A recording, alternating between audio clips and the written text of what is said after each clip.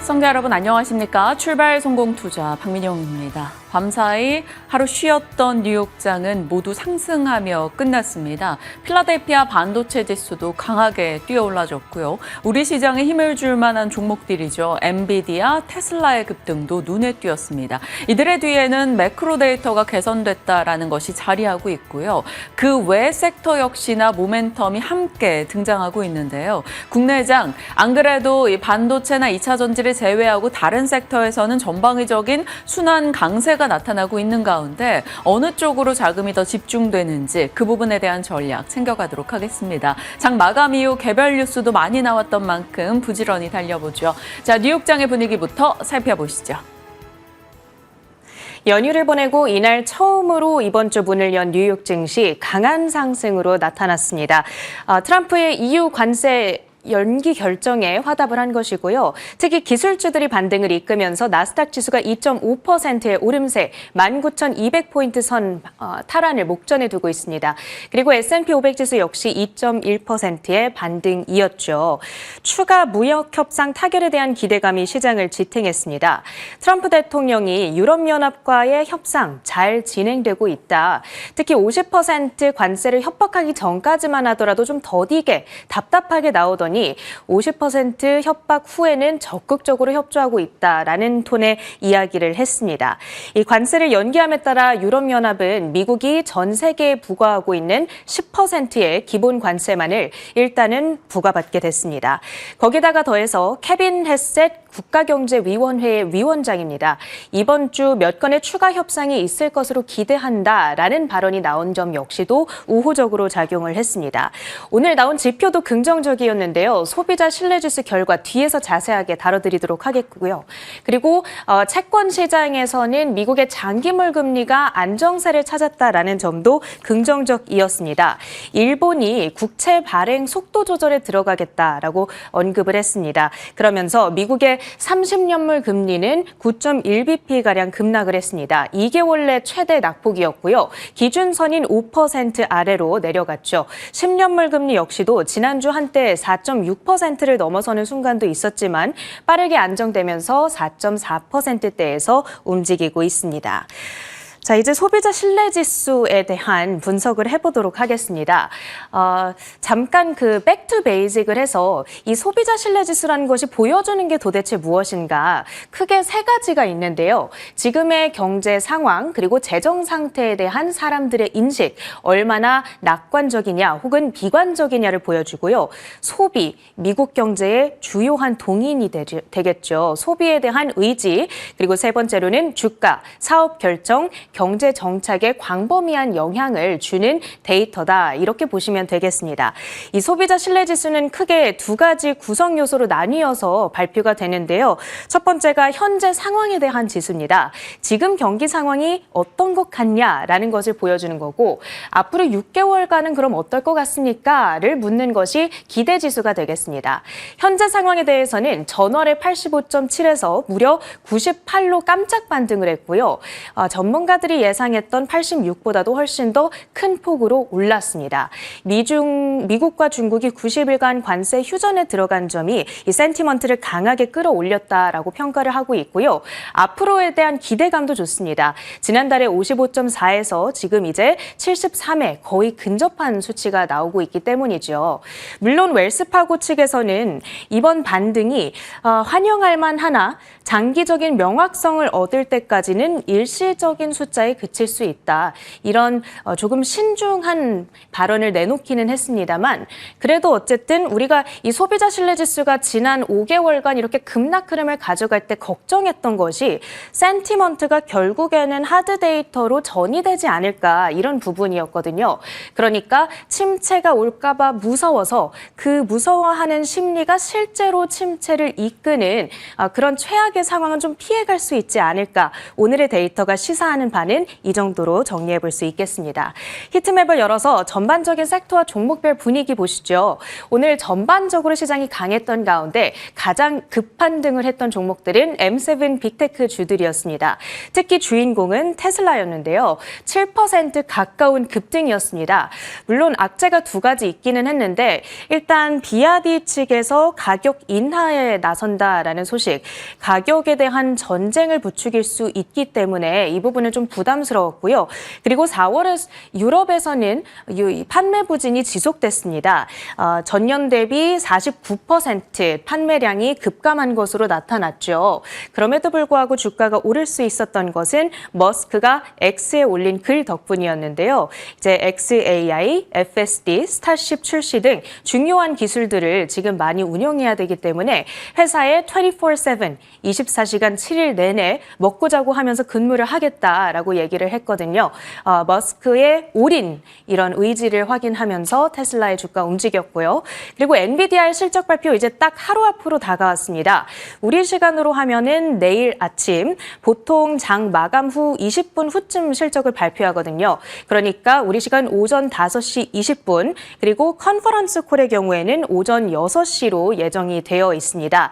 이번에 어닝 서프라이즈, 그러니까 강력한 AI 반도체 칩에 대한 수요를 다시 한번 증명하면서 최근에 이어가고 있는 반등 추진력 또 한 번 제공할 수 있을지 주된 관전 포인트가 되겠고요. 어제 말씀드렸던 대로 중국에서의 매출 감소분을 어떤 방식으로 상쇄하는가, 그리고 연내에 70% 중반의 마진율 회복에 대해서 좌측에서 어떤 가이던스를 내놓는가, 이것들을 주된 관전 포인트로 챙겨보시면 좋겠습니다. 애플의 주가도 2.5% 반등했습니다. 지난주에 아이폰 25% 관세 우려 속에 급락했던 바가 있었는데 이제 그 우려를 좀 털어내고 있고요. 그리고 4월 미국으로 수입된 아이폰 가운데 인도에서 생산된 아이폰의 비중이 중국산보다 훨씬 더 많았던 것으로 나타났습니다. 인도가 300만 대, 그리고 이 중국이 90만 대니까 3배 이상 더 많은 거죠. 지금 국가별로 미국이 부과하고 있는 관세를 봤을 때 중국은 30%, 인도는 10%만을 부과받고 있기 때문에 인도에서 수입하는 게 아직까지는 훨씬 더 유리합니다. 다음으로 세일즈포스 역시 내일 엔비디아와 함께 실적 발표를 앞두고 있는 상황인데요. 그 기대감과 더불어서 인포메티카라고 하는 클라우드 데이터 관리 업체를 인수한다. 드디어 계약 체결 소식이 들려왔습니다. 이게 참 될까 말까 싶다가 결국에는 이제 가격에 잘 합의가 이루어져서 인수가 이루어지게 된 건데, 이를 통해서 세일즈포스가 지금 고객 관리 매니지먼트 업계에서는 전 세계 1등이잖아요. 여기에 있는 AI 에이전트 기능이 훨씬 더 향상되지 않을까, 이런 기대감도 있거든요. 따라서 인수 소식에도 불구하고 주가가 오름세를 연출할 수 있었습니다. 조금 더 작은 종목들, 특징주들을 확인해 보시죠. 오늘 우주 테마주들이 수급이 다 함께 몰리면서 올랐습니다. 이제 스페이스X의 9번째 스타쉽 발사, 이제 우리 시간으로 오전 8시 30분에 진행이 될 예정입니다. 이 스타쉽 발사 궁금하신 분들께서는 스페이스X의 공식 트위터, X 계정이죠. 거기서 라이브 스트리밍으로 보실 수가 있습니다. 이를 앞두고 우주 관련주들의 수급이 유입이 되면서 로켓랩이 13%, 인투이티브 머신과 레드와이어 등도 두 자릿수의 급등 흐름을 가져갔습니다. 오늘 미국장에서 가장 빛났던 또 하나의 테마를 꼽아라 하면 바로 AI가 되겠습니다. 여러 가지 그리고 각종 분야의 AI 관련주들이 일제히 올랐는데요. 일단 엔비디아가 투자하고 있는 코어 위브의 경우에는 20.7% 올랐고요. 사운드하운드 AI, 파이퍼 샌들러 측에서 매수 커버리지를 개시했다라는 소식이 들려오면서 16% 올랐습니다. 그리고 바이오 관련 AI 종목으로 해서는 리커전 파마 7.6%의 반등이었죠. 그리고 나비타스 세미컨덕터, 앞서 한번 소개를 해드렸던 종목인데 엔비디아와 파트너십을 체결했다라는 소식 속에서 최근 주가가 폭등 흐름을 가져가고 있거든요. 2027년 중반부터 루빈의 울트라 서버 렉에 나비타스 세미컨덕터가 만든 전력 칩을 이용해서 이 전력이 공급될 예정입니다. 나비타스 세미의 제품을 통해서 전압의 효율이 획기적으로 증대될 거다, 이런 기대가 기대감이 나오고 있는 상황이고요. 마지막으로 포니 AI까지 준비를 해봤습니다. 아랍에미리트에서 로보택시 운영을 하는데 당국과 합의를 했다라는 소식 속에 23% 가까운 폭등 흐름을 가져갔네요. 오늘 미국 증시의 온기가 우리 증시로 옮겨갈 수 있을까요? 전략 세워보시죠. 일정 부분 유럽에 대한 관세 유예 이슈는 우리 장에 선반영이 됐을 겁니다. 다만 그것에 대한 해석을 뉴욕장에서 지표 개선 그리고 매크로의 개선이 나왔다라는 것에서 뉴욕장의 반응, 그것이 우리 장에 또다시 한번 연결이 될 것인가 지켜봐야겠죠. 일단 어제 국내장은 코스피는 약보합, 코스닥은 강보합으로 끝났습니다. 그 전날 각각 지수가 1, 2%대 상승을 보인 것에 대해서 일정 부분 이벤트를 앞둔 차익 실현이 있었다라는 해석이 있죠. 엔비디아의 실적이 내일이고요. 또 금융통화위원회 금리 결정도 내일입니다. 다음 주면 국내에서는 대선이 치러지게 되죠. 이러한 일정을 앞둔 일정 부분 수익 챙겨가는 흐름이 있었다라는 것이고요. 어제 상승 종목 대비 하락 종목이 훨씬 더 많았습니다. 반도체, 2차 전지, 비중이 큰 섹터들이 큰 힘을 내지 못했던 가운데 그래도 지수가 보합권일 수 있었던 것은 조선, 방산, 원전, 바이오, 지주 등의 종목들이 꽤 총 상단의 종목들이 강하게 시세 분출을 보여줬다라는 게 됩니다. 장 후반에 그나마 지수가 낙폭을 줄인 거고요. 미국 선물의 반등의 영향도 받아갈 수 있었죠. 요즘 시장의 키워드 조방원 하는데요. 조방원 다들 아시죠?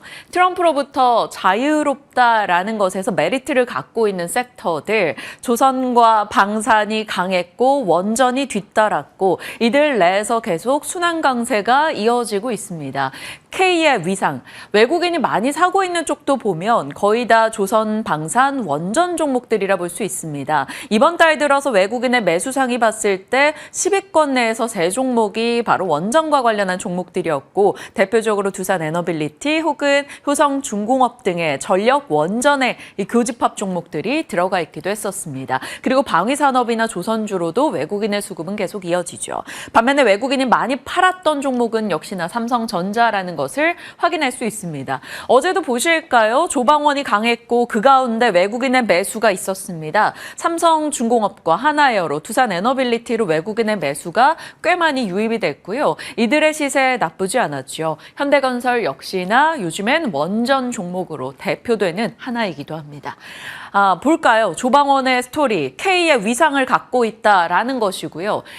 미국과 중국의 패권 다툼 속에서 해상전에 미국이 한참 밀리고 있다라는 점, 그 부분에 대해서 미국은 빠르게 채우길 원하고 그것을 미국 능력으로는 지금 부족하니 한국이나 일본과 같은 동맹국의 도움이 필요한데 한국 역시 한국의 조선업이 필요하다는 트럼프 대통령의 전화 한 통화로 엄청난 내러티브가 형성돼 있는 상황이죠. 미국이 중국을 견제하는 과정에서 미국 항만에 대한 입항 수수료 이슈까지 맞물리며 조선주는 시세를 냈습니다.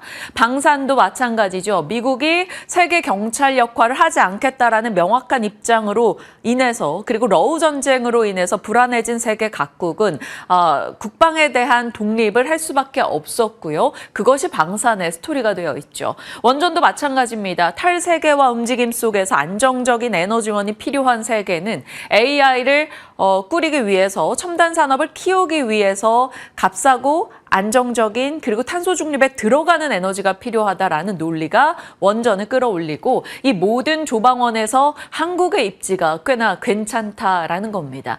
소외돼 있던 섹터였고요. 수주나 혹은 악재 해소 이슈가 들려오는데 이런 탈세계화 속의 내러티브가 붙었습니다. 거기에 일부 기업들이 숫자를 보여주기 시작하죠. 실적들이 조선 방산에서 따박따박 찍히기 시작했고 원전도 최근 BHI 등 실적이 좋았습니다. 그러면서 대장주가 등장하고 시장의 섹터 관심을 확 모아주죠. 대표적으로 섹터 내 대장주 역할을 했던 것. 조선에서는 전방위적으로 다 같이 갔습니다만 하나오션이 돋보였고요. 최근에는 그 대장의 역할을 삼성중공업이 받아갑니다. 어제 이 시간 환율이 안정을 찾아간다면 환해지에서 이득을 좀 볼 수 있는 조선사는 하나오션 대비 삼성중공업이다. 이런 얘기를 말씀드렸었는데 어제 하나오션은 하락이었죠. 삼성중공업은 8%의 상승이 돋보이기도 했습니다. 환해지 관련한 이슈뿐 아니라 삼성그룹주에 대한 모멘텀이 붙어있기 때문인데요. 삼성생명법이 통과될 경우에 대한 시나리오가 등장하고 있기도 하고요. 삼성그룹의 주주 환원이 늘어날 수 있다는 기대감 등도 작용하고 있습니다. 어제 삼성그룹주들 유달리 좋았던 가운데 삼성중공업도 조선 섹터 내에서 8%의 상승이 보였죠. 방산의 대장주 하면 한화에어로스페이스 그리고 최근에는 현대로템 많이 떠올리실 겁니다. 나토 사무총장이 국방비에 대한 합의를 조만간 이뤄질 것으로 예상하고 있죠. GDP 대비 5%까지라는 것을 예상하고 있다라는 멘트가 나왔습니다. 공개석상에서는 처음으로 공식화하는 이야기였고요. 어제 방산주에 센트에 힘을 실어주는 내용이었죠. 하나에어로스페이스 어제 또 개별적인 중동 수출 논의에 대한 이슈도 나오면서 6% 이상의 상승을 보였고요. 투자 경고 해제 이후 현대로템도 계속적으로 좋은 분위기를 이어나가고 있습니다. 어제 3%의 상승을 기록했네요. 오늘 증권사 보고서에서 현대로템에 대해서 또다시 목표가를 올려잡는 소식이 나오고 있어서 언제까지 긍정의 시세가 나올지 궁금해집니다. 그리고 원전에서 대장은 요즘 뭐니 해도 두산에너빌리티 그리고 현대건설일 텐데요. 두산에너빌리티 어제 흐름을 보시면 조금 많은 고민을 하게 만드는 그런 흐름이었었죠. 그나마 후반에 힘을 내서 어찌됐건 양봉으로 끝이 났다라는 것은 긍정적이기도 합니다. 2%의 상승으로 신고가 흐름을 현대건설과 함께 계속해서 써나가는 분위기입니다. 거기에 태웅과 성광밴드 같이 조선 기자재 업체들, 피팅 밸브 쪽이 원전에도 같이 연결이 되면서 원전 부품단으로 연결이 되며 올라가는 종목이 속속 늘고 있어요. 태웅 11%, 성광밴드 등의 종목들도 강세 흐름을 기록하는 요즘이 되겠습니다. 자, 이렇게 어제장도 조방원이었다라고 정리가 가능할 것 같고요. 하지만 어제 조방원만 올랐다라고 할 수는 없죠. 굉장히 다양한 분야에서 상승세를 보여줬는데 그중에 하나가 모처럼 바이오였습니다. 바이오는 사실 조방원처럼 함께 막 섹터가 다 같이 가고 이런 분위기가 그리 잦지는 않습니다. 작년에 일정 부분 하반기에 바이오에 함께 가는 분위기가 형성되긴 했었죠. 그때는 알보리펩 이슈가 강했었는데요. 각계전투하는 성격이 강한 바이오. 하지만 그럼에도 불구하고 바이오 섹터 내 대장은 필요합니다. 대장이 중심을 잡아줄 때 다른 종목으로의 순환이 같이 돌기 때문인 거죠. 지난해 알보리펩이 바로 그 대장의 역할을 해줬었고 올해 들어서는 이런 쪽이 조금 주춤하고 시세적으로 관심을 받지 못했었죠. 그런데 어제 대장의 역할을 해줬던 ABL 바이오가 있습니다. ABL 바이오가 장중에 급등 흐름을 기록하면서 장대 양봉을 세웠죠. ABL 바이오 이야기 2월에 했었던 거 혹시 기억나십니까? 요 당시거든요. 그때도 깜빡이 없이 장대 양봉이 갑자기 들어와서 깜빡이도 안 켜고라는 제목을 달았던 기억이 나는데 어제도 마찬가지 장대 양봉을 키웠습니다. 당시에도 이것이었죠. 혈액 뇌관문 BBB 셔틀 플랫폼의 수출 기대감이 굉장히 강했었습니다. 뇌를 보호하는 장병 너머로 치료제를 운반하는 기술이 바로 BBB 셔틀인데요. 알츠하이머나 파킨슨, 종양 등의 치료 효과를 극대화할 수 있다라고 하죠. 어제 ABL의 이 BBB 셔틀 플랫폼의 가치가 좀 부각되기도 했고요. 그 외 파이프라인, 담도암이나 위암이나 파킨슨병이나 이런 치료제 쪽의 파이프라인 역시나 관심을 받으면서 ABL 바이오의 주가 상승이 도드라지게 나타나기도 했습니다. 거기다가 이제 일정도 있죠. 아스코 일정이 있다 보니까 ABL 바이오의 상승과 일정을 앞둔 여러 가지 제약 바이오 진영에 대한 관심이 늘어났다라고 볼 수 있죠. 한동안 제약 바이오 쪽이 조금 쉬어가는 모습도 있기도 했는데요. ABL 바이오는 어제 외국인 기관의 동반 매수세, 특히나 기관 쪽에서 굉장히 강력하게 샀다는 것을 확인할 수가 있었습니다. 어제 올랐던 종목들은 ABL 바이오와 연결되는 인투셀도 6%의 상승을 기록하기도 했고요. 셀리드 같은 경우는 상한가 나오기도 했죠. 아미코제는 어제 보고서 제목부터 좀 타이틀이 좀 화려하더라고요. 알테오젠보다 뛰어나다 이런 보고서 제목이 달려 있었어요. 22%의 상승이 있었고 리가켄바이오 알테오젠, HLB 테라퓨틱스 전방위적으로 제약 바이오 쪽의 분위기가 나쁘지 않았던 흐름이었습니다. 밤사이 미국에서도 제약 바이오 분위기는 그럭저럭 좋았었는데요. 특히나 관세 이슈가 조금 완화되다 보니까 유럽권에서 노보노디스크 시세가 계속해서 긍정적이라는 점도 같이 체크해 보겠습니다. 자, 미국의 국채금리가 밤사이 좀 떨어졌죠. 그러니까 바이오 진영에 더 힘을 실어줄 수 있을지 지켜보도록 하겠습니다. 시장에 대한 이야기들 흘러갑니다. 자, 어제 시장 속 특징주들을 보면서 와, 이 친구들도 올라가는데 반도체 2차 전지는 뭐 하냐 이런 생각이 좀 들더라고요. 그 이 친구들에 들어가는 종목이 바로 S-오일과 카카오페이가 되겠습니다. S-오일 5년마다 이제 바닥설이 나오고 있습니다. 어제 증권사 보고서 영향에 좀 올라가는 모습이 있었죠. 5%의 상승이고 자리도 부담스럽지 않은 가운데 시장의 순환 매수 속에 S-오일 역시나 섹터의 분위기 전환을 일으켜줄지 지켜봐야 될 것 같은데요. 일단 S-오일 5%의 상승 반가웠죠. 그리고 카카오페이도 마찬가지입니다. 요즘 카카오그룹주가 야금야금 올라가는 분위기가 형성되고 있는 가운데 카카오페이가 어제 12% 급등 흐름을 기록하면서 52주 신고가를 기록하기도 했네요. 자, 이런 종목들 시장에 관심 밖에 밀려나 있었던 이들까지 올라가는데 반도체 2차 전지의 시세는 참 아쉽기도 합니다. 자, 2차 전지에 대한 희망 고문 이야기가 계속 나오고 있죠. 바닥이다. 조금 더 뒤가 바닥이다. 혹은 하반기다. 내년이다. 계속 바닥이 지연되고 있는 상황인데 셀 소재에 대한 기대는 업황으로 봐야 되고요. 이 2차 전지 섹터 내에서 소테마로 볼 수 있는 게 바로 전고체나 LFP가 되겠습니다. 언제든 이쪽 이슈도 한 번씩 단발적인 시세를 주곤 하는데요. LFP 이슈가 하나 추가가 됐어요. 단독 뉴스라서 주의는 필요합니다. K배터리사, LG엔솔과 삼성 SDI가 북미에서 처음으로 LFP 전기차 라인을 깐다라는 소식이 들려오고 있어요. GM의 요구에 따른 변화라고 하네요. LG엔솔과 삼성 SDI의 LFP 라인에 대한 이야기, LFP 진영의 일부 단발적인 시세를 줄지 체크가 필요해 보입니다.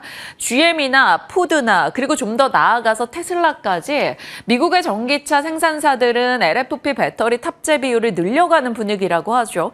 LFP 배터리 탑재로 인해서 가격을 획기적으로 낮출 수 있기 때문입니다. 그래서 LFP 관련주로 봤을 때는 LFP 종목들 그 안에 소재 혹은 LFP 냉각과 관련된 기술을 갖고 있는 쪽 관심을 받아가는 편이죠. 탑 머티리얼, MOT, 캠트로스, 필에너지, 한중 NCS 등이 되겠고요. 애프터마켓에서 이제 탑 머티리얼 시세가 조금 있었던 걸로 기억을 하는데 이런 종목들이 단발적으로 시장에 관심에 들어올지 사실 단발을 뛰어넘어서 섹터에 전방위적인 관심을 받는 그날이 좀 빨리 왔으면 좋겠네요. 일단 애프터마켓에서는 탑 머티리얼 상승세를 기록하기도 했습니다. 자, 이러한 분위기가 어떻게 연결될지 지켜보도록 하겠고요. 어제 무슨 발표가 이렇게 많았던지요. 정기 변경 발표, 코스피 200에 편입되는 종목들, 편출되는 종목들, 코스닥 150 내에 편입 편출 종목 확인해 주시고요. 어제 코리아 밸류업 지수 6월 13일에 이제 조정이 되게 되는데요. 27종목이 편입되고 32종목이 편출됐습니다. 편입 종목 중에 눈에 띄는 건 현대로템, LS일렉트릭, 이런 아모레퍼시픽 등의 종목들, 하나시스템도 들어가 있는 상황이고요. 편출되는 종목에서는 이스페타시스, BH, SFA 이런 종목들, NC소프트까지 눈에 띄네요. 보유 종목이 해당이 어떻게 되는가 한번 체크해 보시길 바랍니다. 정기 변경 내용이었고요. 밤사이 미국장은 어땠나요? 앞서 체린 앵커 말씀 주셨다시피 분위기 굉장히 좋았습니다. 트럼프의 관세 유예 이슈 그리고 관세의 협상에 대한 속도가 나고 있다라는 소식이 들려왔죠. 백악관에서는 일부 국가와는 관세가 빠르게 협상이 진행되고 있고 굉장히 낮아질 여지가 있다라는 얘기가 나오면서 경기에 대한 우려를 조금 낮춰가는 분위기가 형성이 됐죠. 거기다 불을 지펴준 것이 바로 미국의 소비자 신뢰 지수의 강세였습니다. 그러면서 미국의 국채금리가 하락했죠. 요즘에 일본의 국채금리가 상승하면서 미국 국채금리가 같이 밀려 올라가는 점에 대해서 짚었던 바가 기사가 있었는데요. 일본에서 국채금리 하락 소식이 전달되자 미국 내에서도 국채금리가 진정됐습니다. 이것은 미국에 대한 분위기, 성장주나 빅테크 쪽으로 좀 더 베팅할 수 있는 여지를 만들어주죠. 거기다가 달러도 강했어요. 미국 자산에 대한 불안으로 sell USA 이렇게 흐름이 잡히면서 달러에 대한 매도도 있었던 최근 흐름과 조금 달리 강달러 현상이 나오면서 미국 자산에 대한 긍정의 시그널로 해석을 했습니다. 그래서 증시 내에서도 상대적으로 조금 더 리스크가 있는 테마성이 있는 종목으로 관심이 집중되기도 했죠. 대표적으로 테슬라와 우주인데요. 일론 머스크가 이제 회사에 집중하고 있다. 중요 기술이 곧 출시된다라는 SNS를 계속해서 올리고 있는 상황에서 미국 정부의 규제 완화까지 맞물릴 경우 테슬라와 우주 관련한 종목들이 좋을 수 있다라는 기대가 있었죠. 스타쉽 발사 일정도 앞뒀기 때문에 로켓랩이나 이런 종목들이 강세를 기록했고요. 테슬라의 급등으로 이어졌습니다. 반도체 빠지면 섭섭하죠. 엔비디아 3%의 상승, 스타게이트 프로젝트가 본격화되고 어떻게 해서든 젠슨 왕은 블랙엘 저가 형태의 칩을 중국에 수출하겠다라는 강한 의지를 드러내고 있죠. 어제 이 시간에 이제 6월 양산 얘기를 말씀드렸었는데요. 그런 것들이 힘을 실어주면서 AI 반도체 종목들 강세 흐름을 나타냈습니다. 특히나 AI 소프트웨어 쪽인 사운드하운드 이런 종목들도 같이 올라갔어요. 차량에 음성 AI를 탑재하는 그런 업체라고 보시면 되겠습니다. 이런 쪽이 강세를 기록하니까 국내에서도 AI 하드웨어, 소프트웨어 모두 힘을 받을 수 있는 시세였는데 요즘에 이게 연동이 잘 안 돼서 참 아쉽거든요. 좀 분위기를 탈 수 있을지 지켜보시죠. 자, 핀더더가 실적이 부진했습니다. 그러면서 중국 관련 기업들은 하락이었고요. 비아디의 전기차 가격 경쟁 할인 이슈가 중국 전기차 업체들 타격으로 이어지기도 했네요. 자, 미국장의 분위기 이 정도로 확인할 수가 있겠습니다. 자, 그러면 오늘 박앵커의 연결고리로 내용 한 번 더 정리를 해보도록 하죠. 시장 자체로는 중립 이상이었습니다. 미국장이 올랐고 미국의 국채금리가 하락했고 빅테크의 강세가 도드라졌기 때문이죠. 그 애플까지도 상승했기 때문에 성장주의 강세는 긍정적일 겁니다. 필라델피아 반도체도 3% 상승세, 엔비디아 실적을 하루 앞뒀다라는 점에서 시장에서는 우려도 하겠지만 기대도 가져갈 수 있겠죠. 반도체 진영에 대해서 좀 더 들어가 보면 파이낸셜 타임즈의 보도가 있었습니다. 블랙웰 서버 관련해서 엔비디아에 납품하는 업체들의 렉 문제가 해결됐다. 이제 GB200이 본격적으로 출하될 수 있다라는 소식을 내놨습니다. 그러면 GPU, HBM 라인 혹은 엔비디아 관련주로 분류할 수 있는 두산, 이스페타, 파밀셀 이런 쪽 체크가 가능할지 일단은 적어두고 시장의 화답을 기다려보도록 하겠습니다. 요즘 시장의 중심은 뭐니 해도 조방원입니다. 골드만삭스에서 원전 비중 확대 의견을 냈어요. 밤사이 미국 뉴스케일 파워의 급등도 그 영향일 겁니다. 미국 원전주들의 강세가 국내에서 또다시 원전에 한 번 더 힘을 실어줄지 궁금한 상황이죠. 다만 한수원 측에서는 체코 원전 협상 관련한 이슈가 10월 쪽으로 연기될 수 있다라는 얘기가 나오고 있어서 이 부분이 어떤 노이즈가 될지 아니면 알던 내용이다 이렇게 평가를 하게 될지는 봐야 되겠습니다. 그러면 조선 쪽에서는 미국의 선박 건조 비용이 굉장히 비싸죠. 일전에도 이 부분에 대해서는 말씀을 드렸고요. 그러다 보니까 값싸고 빠르게 이 기술력을 갖고 있는 한국이나 일본과 손잡을 수밖에 없다라는 점에 대해서 지속적으로 부각되는데 이게 관련한 뉴스가 한 번 더 보도가 됐습니다. 그래서 추가적인 관심을 받을지 봐야 되겠고요. EU 방위비에 대한 얘기도 언급이 됐는데 이 부분은 잠시 후에 좀 더 살펴보겠습니다. 조방원 외에 트럼프 무풍지대로 볼 수 있는 섹터가 바로 엔터인데 엔터 어제 이슈가 있었죠. 하이브가 SM의 지분을 자녀 지분이죠. 자녀 지분을 텐센트 뮤직에 매각했다라는 소식이 들려왔습니다. 거기다가 엔터 쪽은 하반기가 성수기이기도 하고 앞으로 좀 매수해 봄직하다라는 증권사 보고서가 요 며칠 계속 나오고 있어서 엔터에 대한 얘기도 오늘 시간 허락하면 추가적으로 해보죠. 테마단에서는 우주, AI 소프트웨어 진영이 미국에서 강세를 기록해서 오늘 힘 받을지 봐야 되겠어요. 우주는 스타쉽 발사 일정이 상황이 있고요. 음성 AI 쪽의 종목들, 또 의료 AI 쪽의 종목들, 템퍼스 AI 이런 쪽이죠. 미국 내에서 강세를 기록해서 국내에서 연결될지 보겠습니다. 그리고 앞서 LFP 배터리 관련한 이야기, LFP 라인을 깐다라는 미국의 단독 뉴스 영향을 받을지 보시죠. 요즘에 시장 내에서 8월 MSCI 신규 편입 기대가 일부 흘러나오고 있다고 해요. LIG 넥스원, 두산, HD 현대 미포는 이미 시총 허들을 넘어가서 유동성 기준으로 충족이 됐다라고 하고요. 현대건설이 또 강력한 후보로 부상을 하고 있는데 앞으로 이 이슈가 부각된다면 조금 더 수급적인 유입이 기대할 수 있다라는 시각 나옵니다. 어떨지 지켜봐야겠죠. 자, 박앵커의 연결고리였고요. 여기서 조금 더 내용 들어가 봅니다. 조방원에서 방산에 해당하는 내용이죠. 자, 방산의 스토리. 내러티브라고 하는 그 밑바탕이 되고 있는 스토리가요. 세계 경찰 역할을 포기한 미국. 그런데 러시아는 지속적으로 야욕을 드러내고 있죠. 중동이나 중국에서의 이제 지정학적 리스크 고조들도 마찬가지입니다. 그러니까 미국이 지켜주지 않는다면 내가 나를 지켜야 하는구나라는 것을 이번 유럽도 그렇고 모두들 여실히 느끼면서 자주국방 트렌드가 형성이 됐죠. 거기다가 이제 우크라이나 지원을 오래 하다 보니까 무기 재고가 바닥난 유럽권입니다. 이쪽에서는 다시 무기를 빠르게 채워야 하는 상황이다 보니 국내 방산주의 이제 상승 기저에는 이런 내용이 깔려 있었죠. 거기다가 어제 추가된 내용입니다. 러시아가 우크라이나에 이제 광범위한 공격을 감행했다라는 소식이 들려왔죠. 2022년도 2월 이후 가장 강한 공격이었었다라고 하는데요.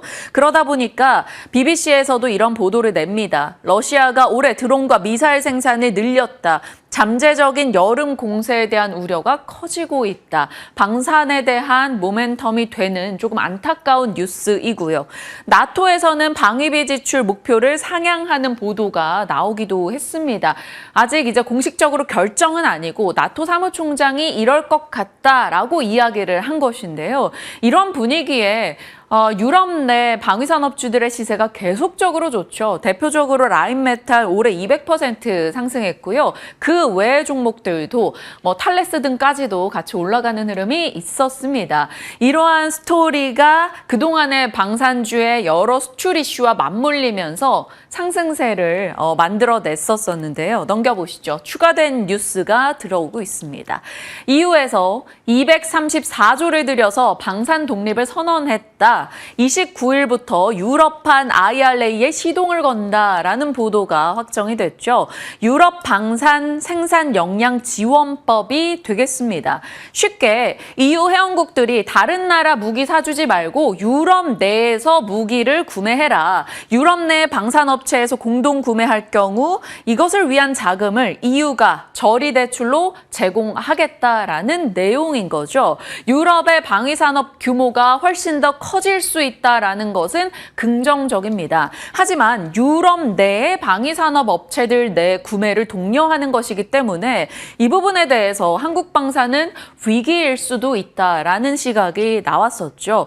일단 이 이야기는 계속돼 왔었고 실제로 유럽이 유럽 내 무기에 집중하다 보면 다른 지역의 무기를 한국에서 더 가져다 쓸 수밖에 없다. 중동 같은 쪽이 되겠죠. 그런 얘기가 흘러나왔었기도 했는데요. 위기일지 기회일지 지켜보죠. 그리고 시장에서는 이것을 위해서 유럽의 빠르게 현지 생산 라인을 구축하는 업체들이 늘고 있다라는 점을 또 언급하고 있는데요. 유럽의 현지 생산 라인을 구축했거나 아니면 유럽 외 지역에서 강력한 모멘텀이 나오는 쪽을 주목해야 되지 않을까 이런 시각인 겁니다. 유럽 외 지역으로 봤을 때 어제 하나에어로 중동 쪽에 이슈가 있었고요. 그리고 하나에어로 같은 경우는 폴란드의 생산 거점 마련에 빠르게 나선 상황이고요. 현대로템도 마찬가지입니다. 폴란드 생산 협력, 생산 라인 이런 것들의 움직임을 보여주고 있고요. LIG 넥스원도 루마니아 쪽과 이야기가 있었죠. 그리고 요즘에 포탄 관련한 얘기도 많이 나오는데 이제 풍산 떠올려 볼 수 있겠죠. 풍산 전일장은 약보합으로 끝나긴 했었습니다. 그런데 구리 가격이 올라가고 있는 상황이라 이제 풍산이 또 영향을 받을지 몰라서 일단은 체크를 해보도록 하겠습니다. 미국에서도 MAC 코퍼 이런 구리 쪽 종목들의 시세가 좋았었고 있었거든요. 그래서 풍산 쪽, 방산 쪽 같이 연결해 볼 수 있는 방산 쪽과 구리 쪽을 같이 연결할 수 있는 풍산을 일단은 방위산업 내에서도 다른 대형주와 함께 체크해 가도록 하겠습니다. 그 밖에 방산 쪽의 뉴스들인데요. 하나시스템의 기술 개발 이슈가 있었고요. 현대로템도 DB 투자에서 19만 원으로 목표가를 올려잡는 모습이 있었습니다. 앞서 밸류업 지수의 편입 이야기도 들어왔었으니까요. 방산에 대한 고민 어떻게 해결해야 될지 잠시 후에 풀어보도록 하겠습니다. 자, 일정 넘어가 보도록 하죠. 오늘 이번 주 왜 이렇게 바쁜 느낌이죠? 자, 일단 그 외 소식 하나가 더 있네요. 네, 제가 넣어놓고 까먹었습니다. SM 하이브 측에서 SM의 지분을 텐센트에 매도했다라는 소식이 있었죠. 하나증권에서 목표가 17만 원으로 SM에 대해서 목표가 올려잡는 흐름이 있었고요. 요즘 인바운드 소비재에 대한 얘기 많이 나오는데요. 워낙 강세가 이어진다면입니다. 여기에 7월 중국인 단체 관광객 무비자 기대감이 호텔이나 카지노, 그리고 편의점 뷰티 종목들로 이어질 수 있다. 이런 시각이 나와서 어제 조금 이들이 움직임을 보였고요. 소비 트렌드에 계속 들어가는 게 바로 APR이죠. 모건 스탠리 앤 CEO 인터내셔널 PLC에서 5% 신규 보고 공시가 있었다는 점 같이 넣어봤습니다. 일정 넘어가 보시죠. 자, 오늘은 이제 스타쉽 관련한 일정이 어떻게 영향을 주는가를 좀 봐야 되고요. 당연히 내일 엔비디아 실적과 금통위가 가장 중요하게 남을 겁니다. 6월입니다. 6월 같은 경우는 이제 대선이 제일 중요하고 애플의 연례 개발자 회의 그리고 FSD 이야기가 테슬라 측에서 강조되는지 여부 지켜보시고요. 보스턴 다이내믹스나 엔터 쪽을 자극할 뉴스들도 기다리고 있다. 이 정도 기억해 주시죠. 시장 흐름에 대한 얘기 살펴봤고요. 섹터 뉴스 들어갑니다. 미나 앵커 오늘은 원전주 잡아주셨다고요? 네, 그렇습니다. 시장의 주름을 꽉 잡고 있는 섹터 중에 하나가 바로 이 원전 섹터일 텐데요. 원전 섹터는 제가 브리핑을 해드릴 때마다 신고가를 경신하고 있는 것 같아서 과연 어떠한 전략을 택해봐야 할지 늘 고민이 되는 섹터인 것 같습니다. 먼저 어제장 수급의 방향성을 살펴보면서 앞으로의 투자 포인트도 함께 잡아보시면 좋을 것 같은데요. 외국인들의 투자 심리가 변하지 않고 있는 쪽이 바로 이 원전 섹터이다라고 볼 수 있을 것 같습니다. 5월 코스피에서 2순위로 가장 외국인들이 많이 매수했던 종목은 두산 에너빌리티였고요. 그리고 코스닥에서 매수 2위를 기록했던 종목은 BHI가 되겠습니다. 그리고 이러한 투자 심리 꺾이지 않고서 어제장에서도 연속성을 가져가 줬는데 코스피 시장에서 외국인들이 가장 많이 했던 매수 상위 리스트에 두산 에너빌리티가 3순위로 있었고요. 5순위가 현대건설이었습니다. 그리고 코스닥에서는 비교적 최근에 상장한 한택이 1순위를 기록하면서 외국인들의 자금 136억 원 가까이가 유입이 되는 모습이 나타났는데요. 이러한 수급의 방향성을 통해서 어떤 점들을 알아볼 수 있을지도 가늠해 봐야 하는 시점이 될 것 같습니다. 자, 다음 화면 통해서 주가 흐름 함께 알아보도록 할 텐데요. 어제 가장 많이 주목을 받았던 두산 에너빌리티 그리고 현대건설의 주가 차트만 한번 뽑아봤습니다. 두산 에너빌리티 올해 일봉 차트를 살펴보시면 올해 동안 그러니까 한 5개월 동안 무려 141%라는 폭발적인 상승률을 기록을 했고요. 현대건설이 무섭게 치고 올라오면서 두산 에너빌리티보다 더 큰 상승률을 기록했습니다. 144%의 상승률 나타내며 최근 들어 신고가 경신해내고 있는데요. 지금이 가장 청춘인 시절일까 아니면 앞으로 더 큰 꽃길을 맞이하게 될까 고민이 되는 시점이죠.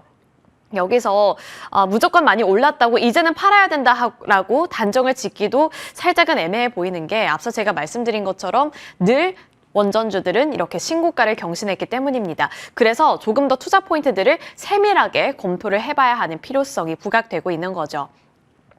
자, 최근에 이렇게 원전주들의 투자 심리를 확 끌어올렸던 것은 트럼프였습니다. 트럼프의 발언을 살짝만 복습을 해보자면 이제는 원자력 시대다라고 공언을 한 게 큰 요인이 됐는데요.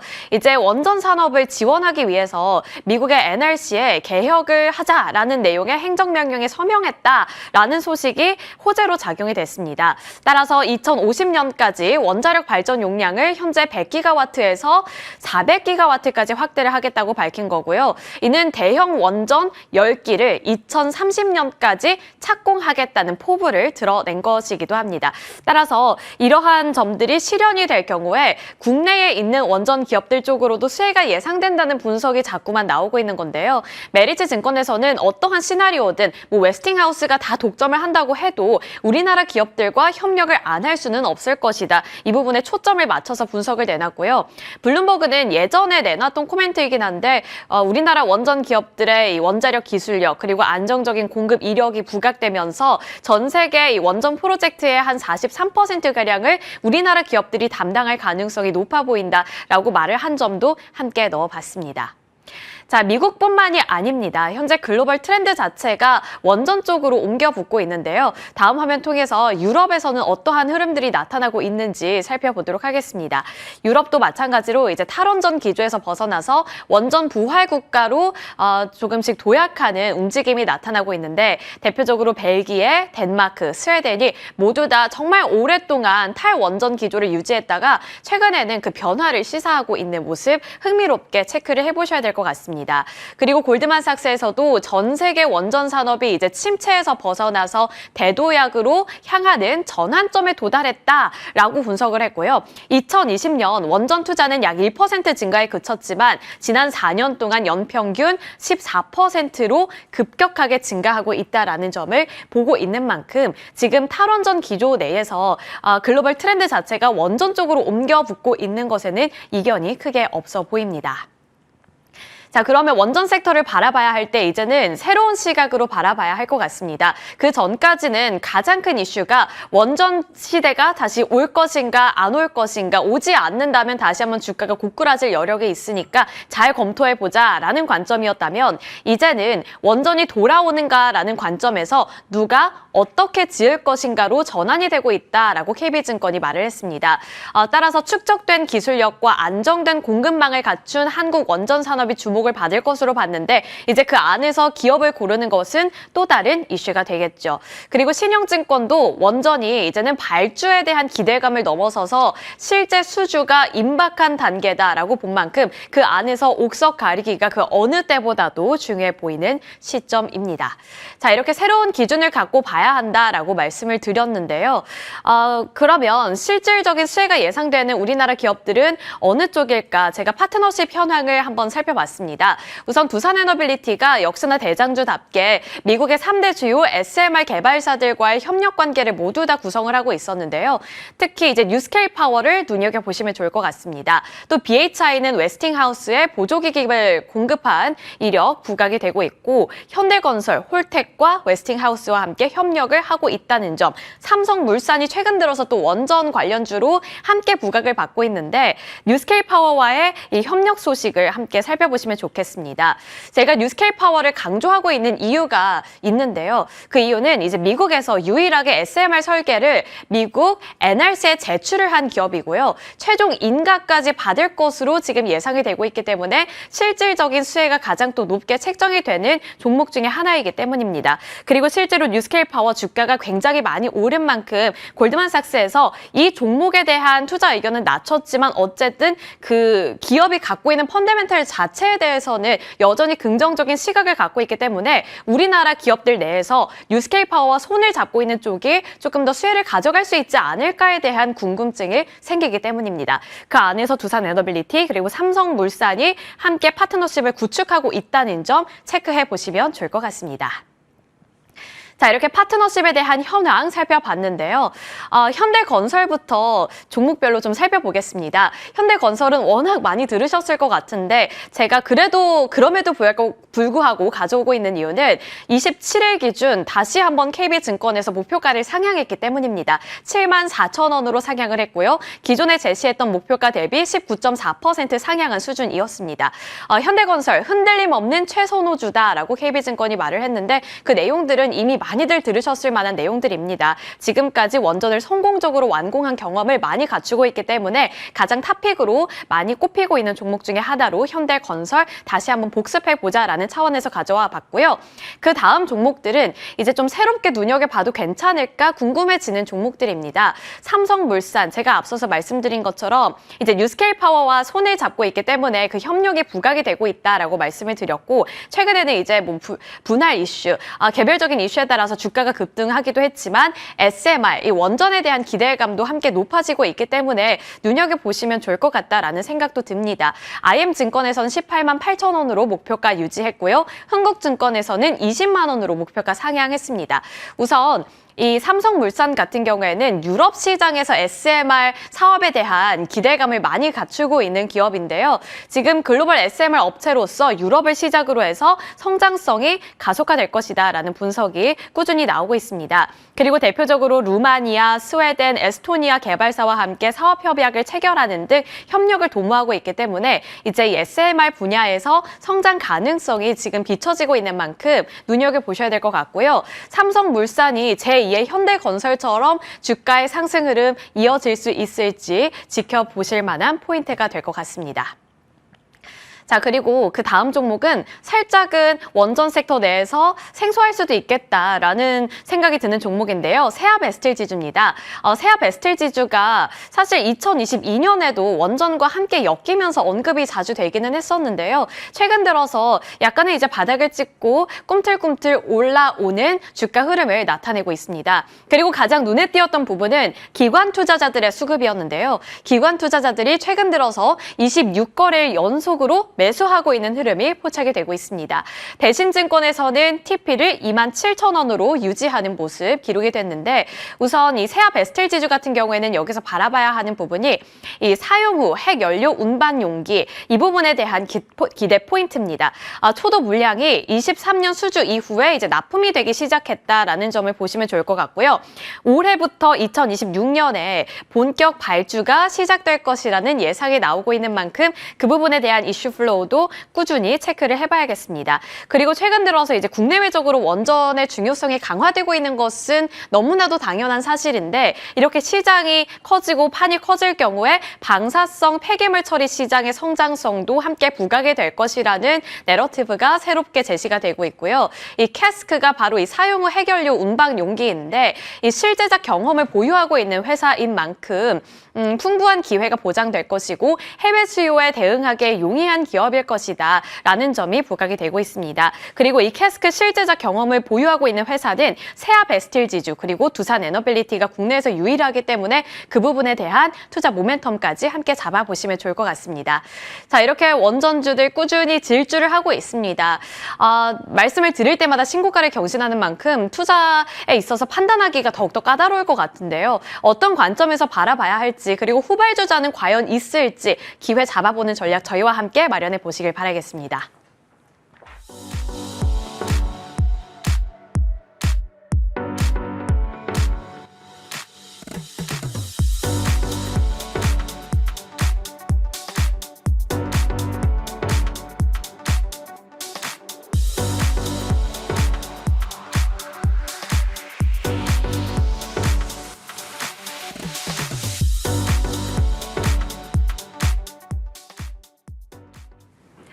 네, 밤사이 뉴욕장의 흐름에서 국내로 연결될 아이디어들 뽑아가도록 하겠습니다. 오늘은 미래에셋증권 디지털 리서치 박광남 팀장님 연결해서 이야기 나눠보도록 하죠. 팀장님 연결되어 계십니까?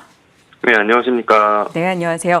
자, 일단 뉴욕장의 분위기 좋았고요. 필라델피아 반도체도 3%나 올라섰습니다. EU 관세 유예 혹은 다른 국가와 관세 협상이 속도를 내고 있다라는 것에서 미국 경제에 대한 우려도 좀 줄었고요. 지표도 괜찮았습니다. 뉴욕장에서 관전 포인트 어떻게 잡고 계십니까? 네, 일단 주말 동안 트럼프 미국 대통령이 EU에 대한 관세를 7월 9일까지 유예하기로 발표하면서 투자자들의 안도감을 가졌었죠. 그 월요일에 다만 현충일, 메모리얼데이 연휴가 있었기 때문에 금일 시장에 한 번에 반영됐다라고 보시면 좋을 것 같고, 짚어주신 내용처럼 소비자 신뢰 지수가 크게 개선된 것도 투자 심리를 긍정적으로 만드는 데 영향을 미쳤습니다. 그리고 오늘은 기술주들도 상승을 주도하면서 애플, 마이크로소프트, 아마존 등 대형 기술주가 2% 이상 상승률을 기록하기도 했습니다. 사실 이 관세 관련된 이벤트는 뭐 장기적으로 사실 미국에도 유리하지 않다는 점을 저희가 사실 시장 폭락이었죠. 지난 시장 폭락을 통해서도 미국 내부에서도 확인을 했기 때문에 앞으로는 강경 일변도로만 나가기에는 상황이 달라졌다는 점이 분명히 투자자들도 알고 있는 내용이라고 볼 수 있을 것 같고요. 그렇기 때문에 뭐 앞으로 90일이 이제 사실 상당히 좀 지났죠. 한 달 남짓으로 상당히 많은 국가들과 관세가 타결되거나 혹은 협상에 대한 내용이 나오면서 이에 대한 이슈들이 좀 발생할 것 같은데 과거 대비해서는 그냥 좀 조정 요인 정도로 작용할 수는 있겠지만 시장의 구조적 하락을 야기하긴 어려운 소재가 됐기 때문에 이제부터는 관세보다는 실제 하드 데이터에 조금 더 주목해 보시는 게 좋을 것 같습니다. 그러면 데이터에 집중을 해봤을 때 뭐 경제 지표 측면에서 이제 소비자 신뢰 지수의 긍정적인 시그널 저희 기대할 수 있을지 궁금하고요. 물론 중요한 거는 물가 데이터 혹은 GDP 이런 쪽이 되겠지만 미국의 소매 판매나 소비자 신뢰 이런 쪽도 결국에는 미국의 소비를 보여주는 데이터라서 많이들 관심을 갖지 않습니까? 이 부분에 대해서는 어떤 생각이신지요? 네, 일단 결과를 좀 봐야 될 것 같은데요. 미국의 소비자 신뢰 지수가 지난달에 85.7에서 98로 큰 폭으로 상승을 했죠. 사실 5개월간의 하락세를 마감하고 반등을 한 건데 아무래도 미중 관세 완화 협의가 주요한 요인이었다라고 판단하고 있습니다. 그리고 가장 큰 영향을 미친 건 기대 지수가 17.4포인트나 급등하면서 사실 이게 크게 영향을 미쳤다라고 볼 수 있습니다. 소비자들의 기대감이 좀 증가한 건데요. 관련 지표의 세부 내용을 좀 더 살펴보면 고용시장과 관련한 부분은 여전히 구직의 어려움이 17.5에서 18.6으로 소폭 증가했고 통보한 일자리도 31.4에서 31.8로 증가하긴 했어요. 결과적으로 합산을 하면 고용 둔화가 지속되고 있는 것을 저희가 좀 확인할 수는 있거든요. 말씀드린 것처럼 서프라이즈에 가장 큰 영향을 준 기대지수가 급등하며 미래에 대한 비관론이 감소한 것은 맞으나 일반적으로 경기 침체 신호로 간주되는 80 이하의 수준에 있기 때문에 사실 지표가 확연하게 개선됐다라고 보기는 조금은 어렵기는 합니다. 여전히 소비자들은 관세에 대해서 가장 큰 우려가 있고요. 이로 인해서 물가 상승과 경기 둔화를 걱정하고 있는데 조금 주목해볼 포인트는 물가 상승에 대해서 최근 유가 하락으로 인한 인플레이션 완화 기대가 증가했다는 점도 볼 필요가 있습니다. 사실 미국이 이제 조만간 드라이빙 시즌이 시작이 될 텐데 이 유가가 완화되어 있을 때는 사실 물가가 크게 뛰기가 어려운 환경이라는 점. 그렇다라고 하면 저희가 관세에 따라서 경기 둔화 시그널이 유지되긴 하지만 물가 상승이 제한적일 수 있다면 경기는 향후 금리 인하로 대응 가능하거든요. 그렇기 때문에 개인적으로는 경기 침체 가능성에 대해서는 별로 높게 보지는 않고 있고요. 오히려 시장이 예상했던 것보다는 긍정적인 흐름으로 흘러갈 가능성이 좀 더 높다 정도로 판단하고 있습니다.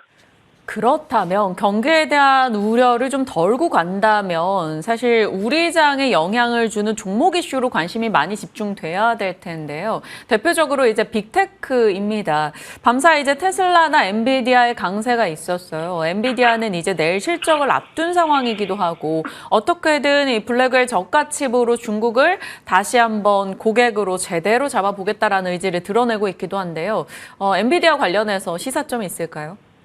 네, 일단 기본적인 체크 포인트는 방금 말씀하신 중국이죠. 매출의 약 20% 가까이 차지를 하고 있었기 때문에 사실 이 중국에 대한 영향력과 새롭게 최근에 열린 중동과 같은 소버린 AI 시장이 서로 어느 정도 규모로 상쇄할 수 있는지를 파악해야 될 것 같습니다. 완전히 대체가 되지 않는다고 하더라도 상당 부분 이를 상쇄할 수 있으면 시장에서는 당연히 긍정적으로 해석할 거고요.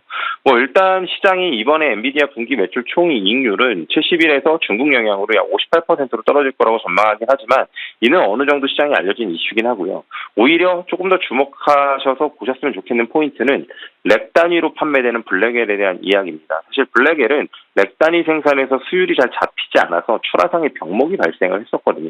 하지만 최근에 AI 서버 기술 문제가 해결됐다는 소식들이 좀 나오면서 이 GB200 렉이 좀 빠르게 선적되기 시작했다는 소식이 들려오고 있습니다. 그렇기 때문에 이는 이번 분기보다는 다음 분기나 혹은 더 차기 분기의 가이던스에 포함이 될 예정이거든요. 여기에 관련된 코멘트를 좀 들어봐야 되는데 왜냐하면 이 렉 단위로 고객이 구매하게 될 경우 엔비디아에 조금 더 종속되는 구조라고 이해를 하시면 좋을 것 같고요. 즉 엔비디아의 지배력이 높아진다라고도 해석을 할 수 있습니다. 그렇기 때문에 이 렉 단위 출하 수요에 대한 언급을 주목하시는 게 좋고요. 이는 가이던스에 아마 어느 정도 반영시키지 않을까 정도로 추정하고 있습니다. 네.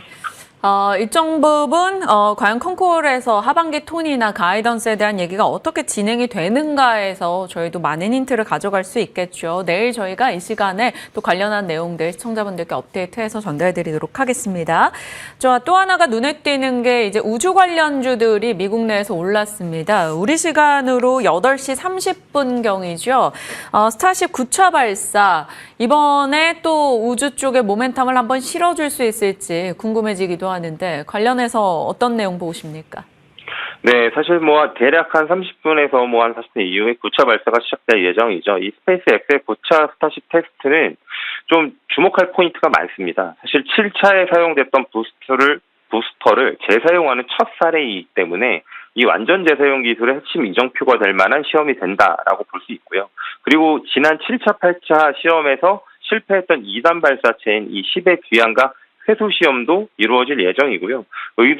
의도적인 엔진 비활성화를 통해서 부스터의 비상 대응 능력이나 한계 내구성 시험 등도 예정이 되어 있습니다. 그렇기 때문에 이 시험들이 어느 정도 원활하게 잘 된다면 완전 재사용 로켓 발사체를 확보하는 시간이 빠르게 줄어들 수 있다라고 해석할 수 있을 것 같고요. 그리고 또 다른 관전 포인트로는 사실 이 스페이스X가 패즈 디스펜서라고 하는 차세대 기술을 통해서 스타링크 위성 배치 시뮬레이션도 이번에 예정이 되어 있는데 사실 이 기술도 로켓의 원가라든지 혹은 재사용을 할 수 있게끔 만들어주는 페어링이 분리되지 않는 구조이기 때문에 이런 신기술에 대한 모멘텀이 발생할 수 있다 정도로 지켜보시면 좋을 것 같습니다. 네, 여러 관전 포인트들 잡아봤습니다. 미래에셋증권 디지털 리서치 박광남 팀장님과 풀어봤습니다. 말씀 고맙습니다. 감사합니다. 네, 뉴욕장 분위기 짚어봤고요. 이제 이러한 뉴욕의 흐름을 국내에 반영했을 때 어떤 전략을 짜야 될까 이야기 가져가겠습니다. 진만쌤 오셨습니다. 어서 오세요. 네, 안녕하세요. 안녕하십니까. 지수는 조금 정체되고 반도체 2차 전지는 잠잠하거나 밀리고요. 조방원 혹은 지주사 혹은 카카오 그룹주 이렇게 소외됐던 섹터에서 치고 나가는 흐름들이 계속 이어지고 있어요. 시장 분위기 파악해 주시죠. 네, 말씀드린 것처럼 코스피 같은 경우에는 거래 대금이 계속적으로 줄고 있습니다. 이런 부분들이 조금 아쉬운 모습들을 보여주고 있는데, 즉 새로운 수급이 부재가 되어 있기 때문에 기존의 이제 큰 종목들을 움직이기에는 좀 제한된 수급을 보여주고 있습니다. 그래서 이런 부분들이 해소가 될 그런 여러 가지 기회들도 엿보고 있는데, 당연한 이야기지만 대선이 끝나고 난 이후 나오는 이제 여러 가지 경기 부양책, 그다음에 마찬가지로 $1 환율이 조금 더 안정적이게 되게 되면은 분명히 외국인들의 수급이 좀 안정적으로 들어오게 될 그런 가능성이 굉장히 크기 때문에, 저라면은 지금 대선 이후에 그래도 안정적으로 이제 지수 자체는 옆으로 누울 수는 있어도 밑으로 빠지진 않게 될 가능성이 굉장히 큽니다. 그래서 한국 시장에서 외국인들이 탐낼 만한 여러 이슈들을 한국에서 좀 보여준다라고 하면은 분명히 한국 코스피 지수도 코스닥 지수도 조금 더 올라갈 것으로 전망이 되고 있고요. 다만 이제 큰 종목이 움직이기에는 외국인들이 수급이 한 번에 이제 급하게 들어오면서 이제 한국 시장의 매력도를 보여주거나 해야 되는데, 그렇지 못하게 되게 애매하게 찌끔찌끔 들어오고 있다는 점, 그 찌끔찌끔 들어왔던 수급이 미국 시장 조정받으면서 또 급하게 나갔다라는 점이 좀 아쉬운 부분들이고요. 코스닥 쪽으로 돌아가시게 되면은 조금 거래 대금 자체는 코스피에 비해서 훨씬 더 난데, 사실 대선 테마가 조금 더 너무나 가파르게 올라갔다가 내려왔기 때문에 이런 부분들에 대해서 갑자기 이제 대선 테마주가 급락을 하게 되면 그 당일날 거래 대금이 급감하는 모습을 보여주고 있으면서 상대적으로 화려했던 주가 상승만큼 하락폭이 깊었고, 이런 부분들을 회복해서 이제 거래 대금이 좀 안정적으로 뽑아내는 그런 기간이 필요하기 때문에 전체적으로 이제 대선 이후에 무역 협상이 잘 진행이 되게 된다라고 하면은 충분히 한국 시장 같은 경우는 여기서 10% 정도까지 상승 여력은 남아 있다라고 말씀을 드리면서, 분명히 경제 성장률 자체는 마이너스로 전망을 하고 있는데, 또 오히려 제가 조사를 해보니까 경기 이런 여러 가지 지표들이 안 좋았었을 때 오히려 반대로 코스피 지수가 많이 올라갔습니다. 그래서 이런 부분들 참고하시면은 주도주가 가파르게 바뀔 수는 있습니다만, 그럼에도 여전히 지수가 밑으로 빠지진 않기 때문에 그 안에서 여러분들이 수익을 보시기에는 충분히 괜찮은 시간이다 말씀을 드리면서, 현재 분위기 자체는 코스피 보시게 되면 저 PBR이나 지주사들 흐름이 상법 개정에 대한 여러 가지 기대감들이 반영이 되는 부분들이 있고요. 코스닥 쪽에서는 이제 바이오가 다행히 좀 이제 수급 패턴을 받게 되면서 여기서 추가적으로 상승 여력이 나올 수 있다는 점 말씀을 드리면서, 각자 섹터별로 매력도가 조금 각자 있는 것 같습니다. 다만 이제 반도체 같은 경우에 내일 엔비디아 실적 따라서 많이 바뀔 것으로 전망이 되기 때문에 이런 이런 부분을 잘 체크하시면 분명히 매매하시는 데 도움이 될 겁니다. 네. 그러네요.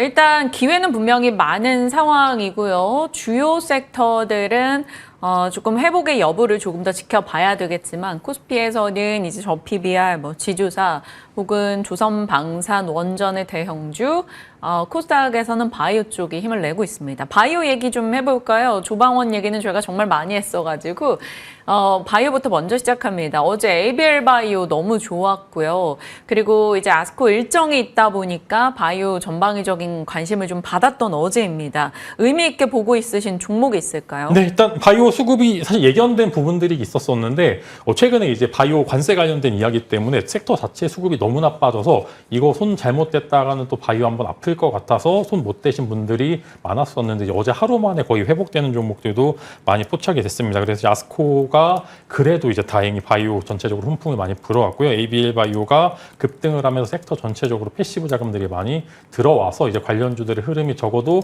이제 30일 그다음에 조금 넘어서 하면 다음 주 정도까지는 수급적으로 좀 원활한 모습을 보여줄 것으로 전망이 되고 있고요. 각자 이제 바이오 이제 매력도가 그 섹터 안에 섹터가 조금 다르기 때문에 좀 각자 좀 개별주로 말씀을 드리게 되면 이제 아스코 관련주로 제가 계속 대화제약 말씀을 드렸었는데 리포락스에 관련돼서 좀 긍정적인 코멘트들이 나오고 있는 것 같습니다. 그래서 중국 시장 확대에 대한 기대감으로 아스코 관련주로 이제 보시게 되면 대화제약이 지금 오늘 딱 자리가 좋기 때문에 한번 이쪽으로 단기적인 수급을 기대해 보시면 좋을 것 같고요. 그다음에 개별 종목으로 조금 돌아서 보시게 되면 이제 바이오다인이라고 이제 로슈와 협업해서 이제 자궁경부암 키트 관련된 기술이 이전된 이제 그런 기업이 있는데 바이오다인이 최근에 이제 해외 쪽 기사나 여러 가지 이제 광고들을 보시게 되면은 로슈 쪽 관련돼서 진단 키트 광고가 굉장히 많이 나오고 하고 그다음에 계속적으로 관련돼서 매출이 증가하고 있는데 이게 키트가 팔리면 팔릴수록 바이오다인이 이제 기술료를 좀 받기 때문에 이런 부분들에 있어서 외부적으로 좀 성장할 수 있을 만한 부분들이 있기 때문에 조금 이제 개별적인 모멘텀 이제 로슈 관련돼서 전체적으로 성장성을 기대하고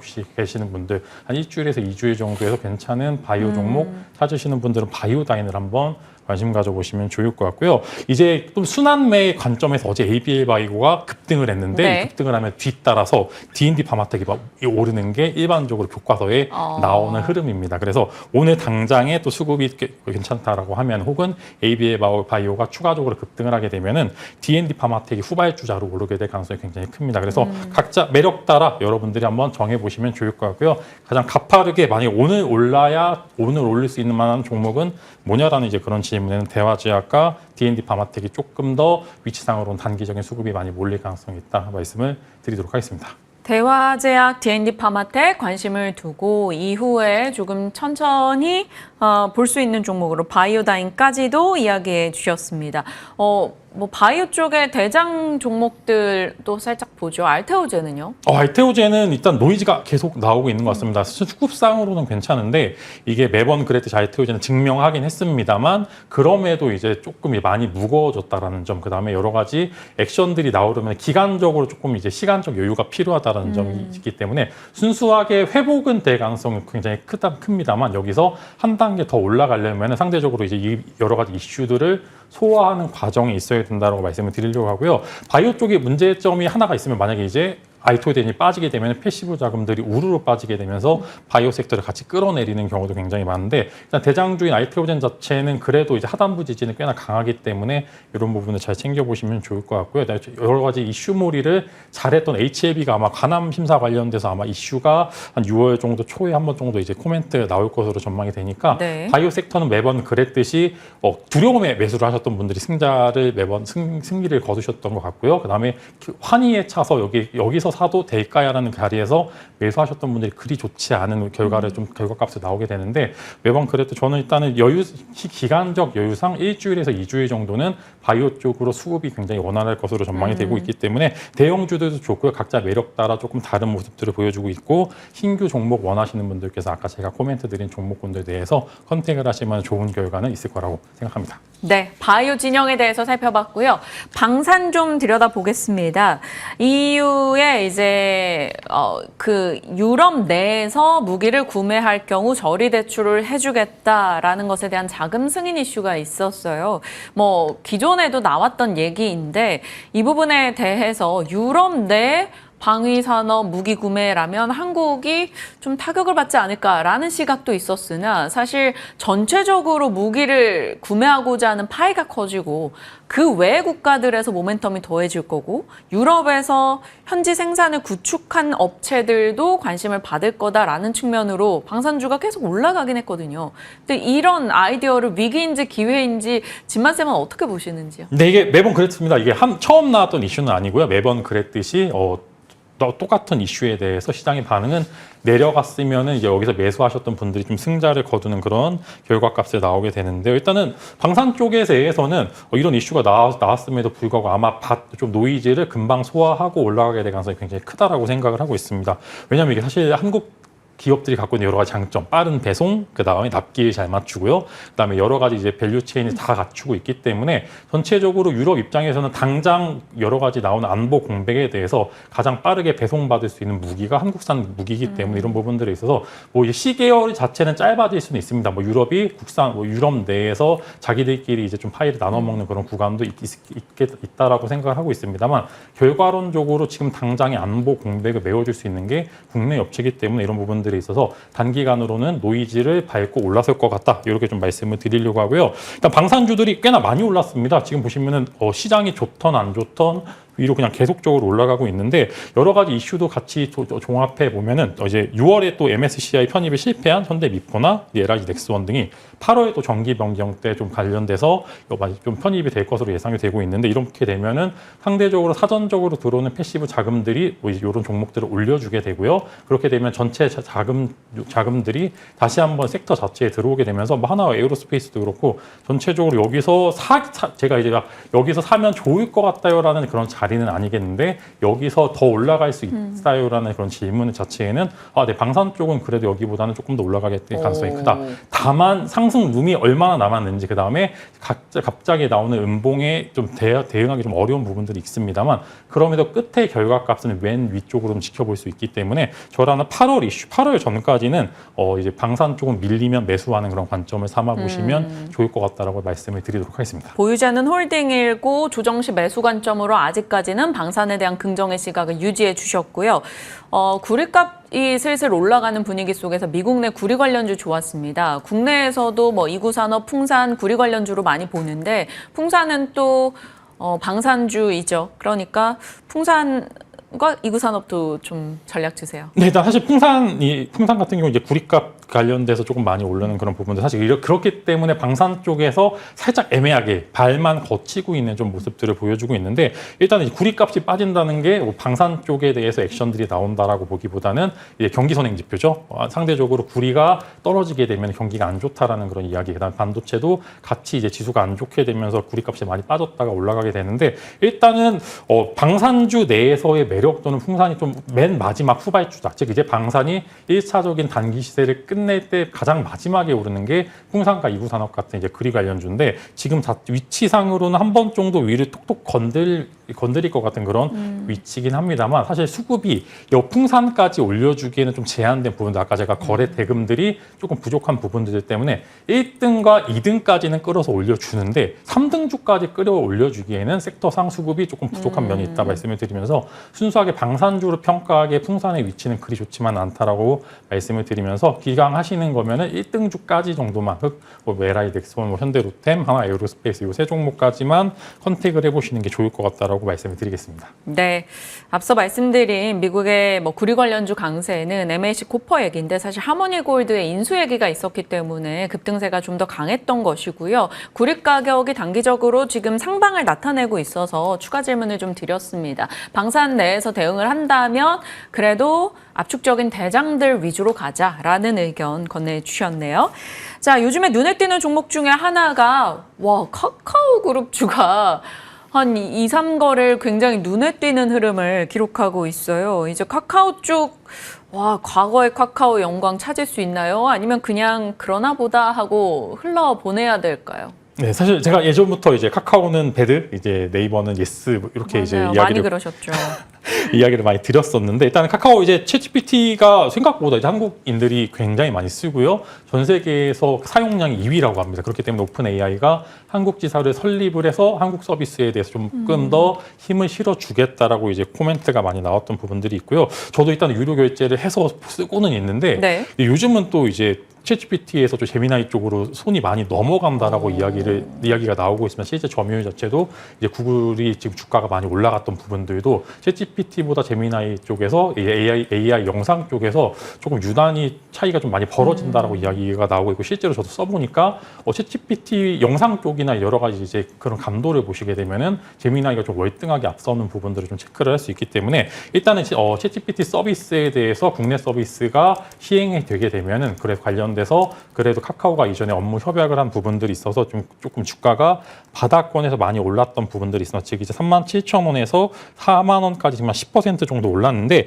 이게 이슈의 일부라고 생각합니다. 즉 이제 상방을 열어주는 재료냐라는 네. 그런 질문에는 이게 직접 서비스가 하는 부분들이 아니기 때문에 카카오가 얻을 수 있을 만한 그런 메리트는 제한이 된다라고 이제 말씀을 드릴 수 있을 것 같고요. 다만 하방을 지지해 줄 수 있을 만한 재료로는 쓸 수 있다라고 생각이 되기 때문에 즉 이제 적정 주가 지금 이제 바닥권에 잡아가는 구간인 35,000원에서 37,000원 구간을 유지할 수 있는데 여기서 4만 원에서 이제 5만 원을 뚫으려면 카카오 자체에서 경쟁력을 꽤나 많이 보여줘야 된다라고 생각이 됩니다. 그래서 실제로 내용 뜯어보시게 되면 카카오가 역량이 안 돼서 챗GPT한테 손을 이제 협력하자고 이야기하는 부분들이 있기 때문에 하방은 막아줄 재료지만 상방을 뚫을 만한 재료는 아니다라는 점. 다만 이제 뭐 정권이 바뀌게 돼서 여러 가지 카카오가 기존에 갖고 있었던 내수주로서의 매력도를 보시게 되면 상방은 그래도 한 5만 원까지는 열어주시고 대응하시는 게 좋다라고 말씀을 드리면서 그래도 하방은 꽤나 잡았기 때문에 35,000원에서 34,000원 정도까지 가게 되면은 매수하시는 관점. 다만 이제 45,000원을 돌파하기에는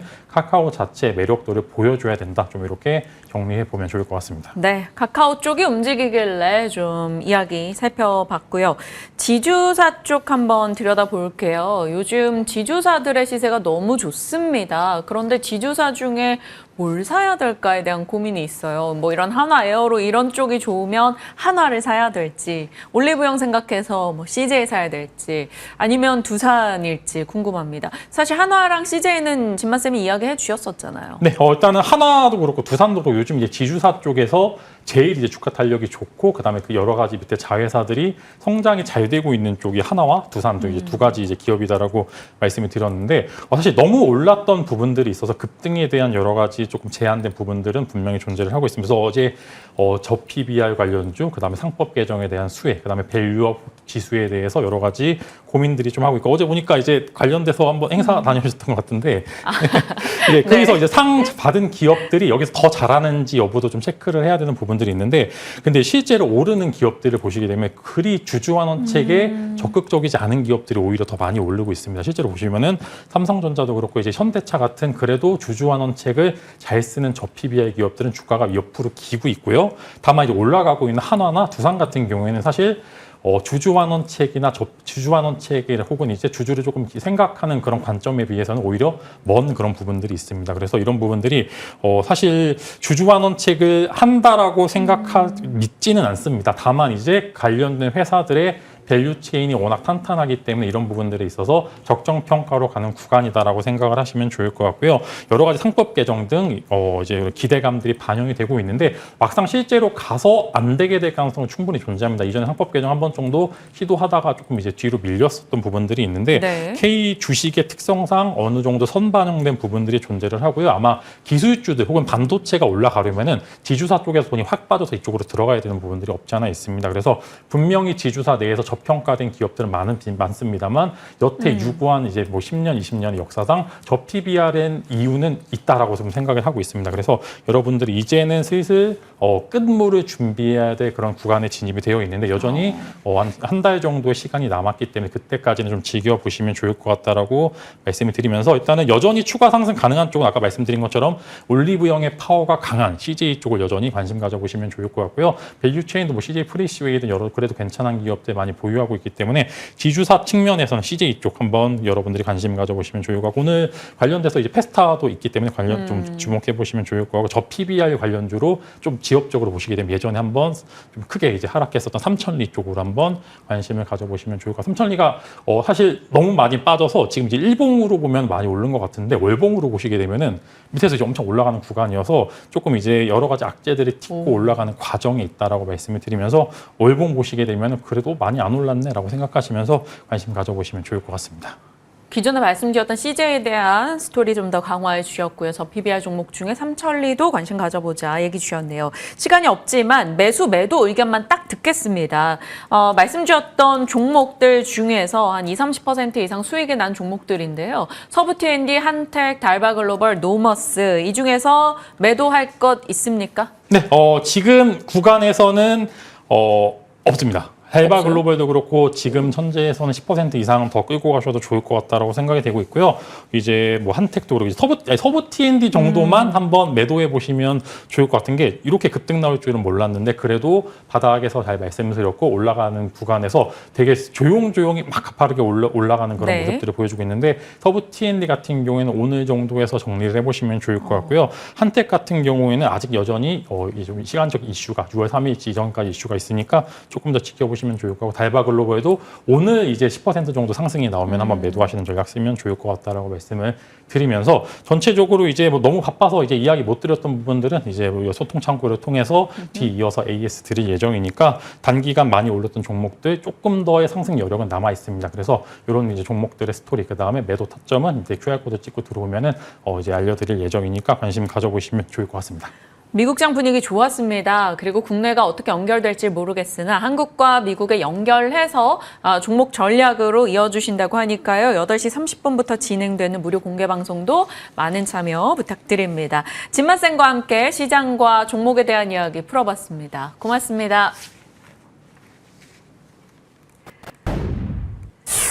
네, 프리마켓 분위기 보겠습니다. 한 12분 정도 흘러간 상황이죠. 일단 시가총액 상위 종목들 하나 에어로스, 에티리온 등을 제외하고는 일단 상승으로 출발을 하고 있습니다. SK하이닉스 2% 정도 오름세, LG 엔솔도 상승이죠. 엔비디아, 테슬라의 강세도 있었고요. GB200 출하가 본격화될 것이다라는 외신 보도 영향도 아마 영향받았을 겁니다.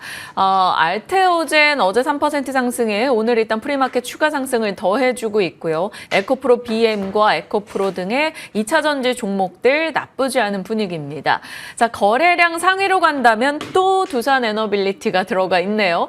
원전 종목들 전체적으로 출발 분위기 나쁘지 않은 가운데 현대건설이 시세 측면에서는 돋보입니다. 5%의 상승 확인이 되고 있고요. 거래량 코스닥 쪽에서는 G2파워 5% 상승세, 이뮨온시아가 면역 항암제 파이프라인 부각으로 어제부터 좀 괜찮은 흐름인데 프리마켓에서 6%의 상승 출발 확인이 되고 있죠. 원전 쪽의 보성파워텍, 그리고 SOS랩, 퓨런티어, 자율주행 쪽 종목도 괜찮죠. 테슬라의 강세도 있었습니다만 이제 아랍에미리트에서 이제 포니 AI의 자율주행 로보택시 이슈가 있었죠. 자율주행 쪽 모멘텀이 좀 강화되면서 퓨런티어 강세가 요즘 좀 돋보이게 나타나고 있습니다. 앞서 이제 미국 내에서 LG 엔솔과 삼성 SDI가 LFP 라인을 깐다라는 소식을 단독 뉴스긴 합니다만 전달해 드렸었죠. 관련 종목들 탑머티리얼, 코인테크 이런 종목들이 아모그린텍과 함께 급등하는 흐름 프리마켓에서 확인이 되고 있고요. 앞서 진만쌤 말씀 주셨던 바이오다인도 4% 상승 출발, 지주사들도 분위기는 괜찮습니다. 자, 오늘은 또 국내가 증시가 문 열면서 어떤 정답지들을 보여줄지 고민이 되는데요. 종목에 대한 이야기 좀 더 이어가시죠.